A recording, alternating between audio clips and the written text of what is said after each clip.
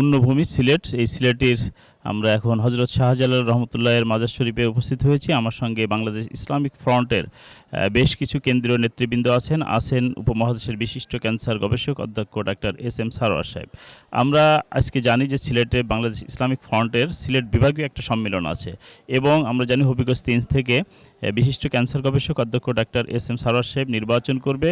তিনি কেন কি উদ্দেশ্যে আজকের এই হজরত শাহজালাল মাজারে এসেছেন আমরা তার থেকে জানতে চাবো। আমরা জানি যে এই হজরত শাহজালাল রহমতুল্লাহের মাজার শরীফে প্রত্যেক রাজনৈতিক নেতৃবৃন্দ এখানে এসে মাজার জিয়ারত করে তারা তাদের নির্বাচনী প্রচারণা চালিয়ে যান এবং শুধু তাই নাই, বিগত দিনগুলোতে দেখা গেছে হজরত শাহজালাল রহমতুল্লাহের মাজার শরীফের এই আসনে যারা নির্বাচিত হয়ে MP হয়েছেন ঠিক সেই দলই পরবর্তীতে সরকার গঠন করেছে। এবারে দেখা যাক আমাদের বিশিষ্ট ক্যান্সার গবেষক হবিগঞ্জ 3 আসনের বাংলাদেশ ইসলামিক ফ্রন্টের প্রার্থী তিনি কি বলেন। যে ডাক্তার SM সারোয়ার সাহেব, আপনি আজ খুব সকালে আমরা দেখতে পাচ্ছি যে সিলেটের পুণ্যভূমি হজরত শাহজালালের মাজার শরীফে এসেছেন এবং আপনি হজরত শাহজালাল রহমতুল্লাহের মাজার জিয়ারত করেছেন। আপনার এই জিয়ারতের মধ্য দিয়ে পরবর্তী পদক্ষেপ কি?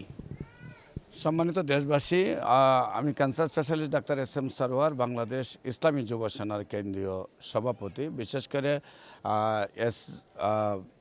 আপনার টেলিভিশনে হলো SB টেলিভিশনের সম্মানিত পরিচালককে ধন্যবাদ জানাই। অত্যন্ত মানে আমার বক্তব্যটা মানুষের কাছে তুলে ধরার জন্য অত্যন্ত সুন্দর বা একটা পরিবেশে আপনারা মাজারে এসেছেন। বিশেষ করে আমাদের এখানে উপস্থিত রয়েছেন বাংলাদেশ ইসলামী ফ্রন্টের কেন্দ্রীয় সাংগঠনিক সচিব, যুগ্ম সাংগঠনিক সচিব সুলাইমান খান রব্বানী সাহেব, বিশেষ করে বাংলাদেশ ইসলামী ফ্রন্টের হবিগঞ্জ জেলা সভাপতি গোলাম সরোয়ার গুলাব সাহেব এবং বিশেষ করে সাংগঠনিক সচিব সাইফুল মুস্তাফা সাহেব সহ আমরা আসছি বৃহত্তর সিলেটকে নিয়ে আজকে একটি বৃহত্তর সুন্নি জোটের উদ্যোগে মহাসমাবেশ অনুষ্ঠিত হবে।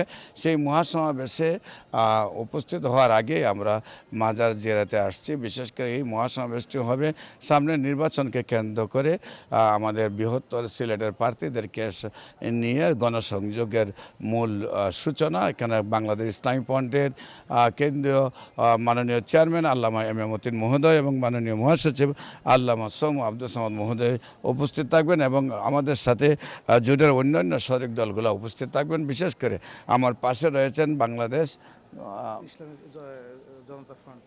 জনতা ফ্রন্টের সম্মানিত চেয়ারম্যান, বিশেষ করে ইসলামী সমন্বয় পরিষদের সম্মানিত মহাসচিব ইঞ্জিনিয়ার ABM এরশাদ সাহেব। সবাই আমরা মূলত আসছি বৃহত্তর সিলেটে সুন্নিয়তকে আজকের প্রচারণায় ঘরে ঘরে পৌঁছে দেওয়ার জন্য। আমরা বিশ্বাস করি আজকের যে সমাবেশটা হচ্ছে সেটা সুন্নিয়তের জগতে একটা মাইল ফলো হিসাবে থাকবে।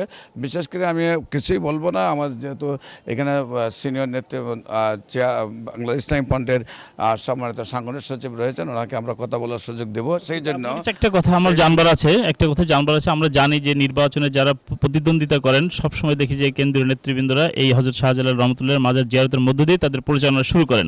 আপনি কি আজকের এই মাজার জিয়ারতের মধ্য দিয়ে আপনার হবিগঞ্জের 3 আসনের পরিচালনা শুরু করছেন কিনা আনুষ্ঠানিকভাবে? জি, আমি আজকের সেই মাজার জিয়ারতের মাধ্যমে আনুষ্ঠানিকভাবে আমার নির্বাচনী প্রচারণা শুরু করতে যাচ্ছি। বিশেষ করে শুধু আজকে নয়, আমি প্রথম যখন নমিনেশন পেপার কিনি তখনও আমার মাননীয় চেয়ারম্যান আল্লামা ইমামউদ্দিন মহোদয় সহ আমি বারাউলিয়ার মাজার এবং সিলেট মাজার আমরা জিয়ারত করেছি এবং আজকে আমাদের যেহেতু মহাসমাবেশ আছে আবারও আমি জিয়ারত করে আবারও প্রচারণার কাজ শুরু করব। জি, আপনাকে ধন্যবাদ। আমরা বাংলাদেশ ইসলামিক ফ্রন্টের সম্মানিত যুগ্ম সাংগঠনিক সচিব সুলাইমান ফরিদির সঙ্গে কথা বলবো। খান রব্বানী, জি সুলাইমান খান রব্বানী, আপনারা আজকে সিলেটের বৃহত্তর সুন্নি জোটের বিশেষ করে বাংলাদেশ ইসলামিক ফ্রন্টের যে মহাসমাবেশ সিলেট বিভাগীয়, তো তার আগেই আমরা দেখতে পাচ্ছি হযরত শাহজালাল রহমতুল্লাহের মাজার শরীফ আপনারা জিয়ারত করলেন। আসলে এই জিয়ারতের মধ্য দিয়ে কি আপনাদের মূলত নির্বাচনী প্রচারণা কিনা? ধন্যবাদ SBTVকে, আপনাদের মাধ্যমে জাতির কাছে আমাদের কথাগুলো পৌঁছে দেওয়ার একটা মাধ্যম হয়েছে। আসলে আমরা তো লালন করি আহলে সুন্নাত ওয়াল জামাত, আমরা আকীদায় সুন্নি মতাদর্শে বিশ্বাসী। সেই হিসাবে আমাদেরকে প্রথমেই দিন, ধর্ম, ইসলাম, আউলিয়া কেরামকে নিয়ে আমাদের কথা হয়। আসলে আমরা জানি এই বাংলাদেশে জাতীয় নির্বাচন হোক, বিশেষ করে জাতীয় নির্বাচনে যখন আনুষ্ঠানিকতা শুরু হয় তখন এই বাবা শাহজালাল ইয়ামুন রহমতুল্লাহ আলাইহির মাজার জিয়ারতের মাধ্যমেই প্রত্যেক দলই এগুলি শুরু করেন। আর এটাও কথিত রয়েছে যে সিলেট এক আসনে যে দল নির্বাচিত হয় সে সরকার গঠন করে।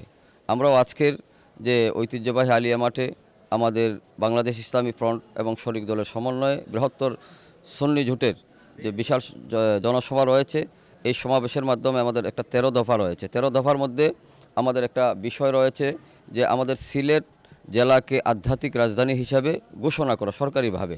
কারণ এটা কেন? কারণ আমরা দেখি সরকার যিনি গঠন করছেন তিনিও আসছেন, যিনারা সরকার গঠন করছেন না তিনারাও জিয়ারতের মধ্যে হযরত শাহজালাল এমনি রহমতুল্লাহ আলাইকে প্রাধান্য দিচ্ছেন। তো আমরা প্রাধান্য যেহেতু দিচ্ছেন, আমরা দাবি করছি যে এই পুণ্যভূমি সিলেটকে যেন আধ্যাত্মিক রাজধানী হিসেবে অবশ্যই ঘোষণা করা হয় রাষ্ট্রীয়ভাবে। 2 নম্বর হচ্ছে এই সিলেটের কিছু দাবি দাওয়া রয়েছে।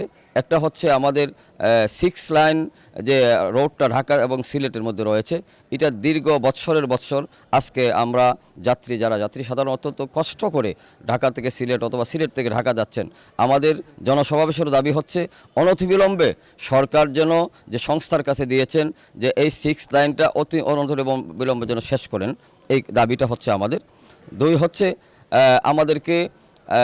আমাদের রেল লাইন, যেটা আমরা দেখতে পাচ্ছি যে বাংলাদেশের সাথে সিলেটের যোগাযোগের ব্যাপারে রেল লাইনটা অত্যন্ত সংকুচিত। আমরা ব্রডগেজ করার মাধ্যমে এই সিলেট ঢাকা সিলেট চট্টগ্রামের লাইনটা যেন আমাদের আরও গাড়ি বাড়ানো হয়, এই দাবিটুকু আমরা আজকের এই এসবিটিভির মাধ্যমে মূল সমাবেশের মাধ্যমে আমরা দাবি জানাবো। আর এই মুহূর্তে যেহেতু এসবিটিভি আমাদেরকে কথা বলার সুযোগ দিয়েছে, ইনাদের মাধ্যমে আমরা অবশ্যই সরকারের কাছে জোর দাবি জানাচ্ছি অনতিবিলম্বে এই সিলেটের আরও স্থানীয় বিষয়গুলো যেন তদারকির মাধ্যমে এগুলি সমস্যার সমাধান করেন। সকলকে ধন্যবাদ। আগামীতে আমরা ইনশাআল্লাহুল আজিজ জাতীয় সংসদে বাংলাদেশ ইসলামী ফ্রন্ট সহকারে আমাদের যে বৃহত্তর সুন্নি জোট হয়েছে, আমরা 3টি দল নিয়ে জোট করেছি, আমরা খবর পাচ্ছি আরও বেশ কয়েকটি দল আমাদের সাথে এসে যুক্ত হয়ে আরও বিশাল আকার ধারণ করবে জোটটি। তো এই জন্যে আমরা দাবি করব যে এটা তো আমাদের দেশ, আউলিয়া ইকরামের দেশ, হযরত শাহজালালের দেশ, খান জাহানের দেশ, আমানতের দেশ, শাহ মখদুমের দেশ। এই দেশে আউলিয়া ইকরামের মাধ্যমেই মূলত ইসলাম শুরু হয়েছে, প্রসারিত হয়েছে।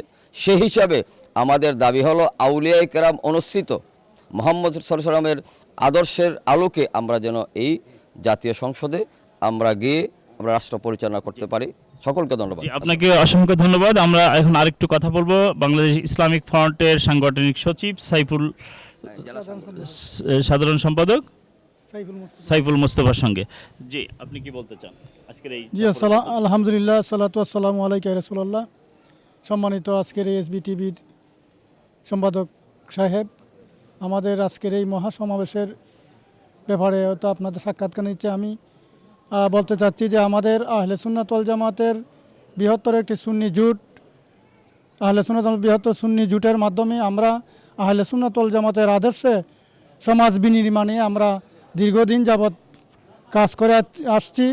আমরা আমাদের দাবি দেওয়া, আমরা সুবিবাদে বিশ্বাসী, আমরা সন্ত্রাসে বিশ্বাসী নয়, এইটুকু আমরা আমাদের সংগঠনের জন্মলগ্ন দেখে আমরা প্রচার করে আসছি, আমাদের আদর্শ প্রদর্শন করে আসছি। আমরা সন্ত্রাসমুক্ত দল, আমরা শান্তিপ্রিয় দল, আমরা শান্তিপ্রিয় দলের আমাদের কি অধিকার, আমাদের অধিকারগুলো আদায় করার জন্য আমরা ঐক্যবদ্ধ হয়ে আমরা বিভিন্ন বিভাগে আমরা মহাসমাবেশ করতে যাচ্ছি। সেই ধারাবাহিকতায় আজকে সিলেট বিভাগে আমরা মহাসমাবেশের উপস্থিত হতে যাচ্ছি। আমাদের ইনশাআল্লাহ আমাদের এই মহাসমাবেশ আমাদের আহলে সুন্নাত ওয়াল জামাতের আদর্শবাহী সব মানুষগুলো, আশিক রাসূলের মানুষগুলো এসে আজকে আমাদের এই সুফিবাদী বিশ্বাসী যত দাবি দেওয়া আছে, আমাদের 13 দফা দাবি সহ আমাদের ইসলামিক আকিদা তামাদ্দুন বিষয়ে আমরা আমাদের দাবি তুলে ধরবো ইনশাআল্লাহ। আমি আশা করি আমাদের আজকের এই সভা সফল এবং সার্থক হবে। আপনাদেরকে অনেক অনেক ধন্যবাদ আপনাদের প্রচারের জন্য। ধন্যবাদ আপনাকে। দর্শক, এতক্ষণ দেখছিলেন সিলেটের পুণ্যভূমি হযরত শাহজালাল রহমতুল্লাহের মাজার শরীফ থেকে আমি বাংলাদেশ ইসলামিক ফ্রন্টের বেশ কিছু নেতৃবৃন্দ সাক্ষাৎ নিলাম। এতক্ষণ সঙ্গে ছিলাম আমি বিএম এরশাদ, এসবিটিভির সম্মানিত পরিচালক। আপনারা যে যেখান থেকে আমাদের এই অনুষ্ঠান দেখছেন তারা আমাদের সঙ্গে থাকুন এবং এসবিটিভির সঙ্গে থাকুন। আমরা পরবর্তীতে আমাদের অন্য আপডেট নিয়ে আবার আপনাদের সামনে হাজির হব।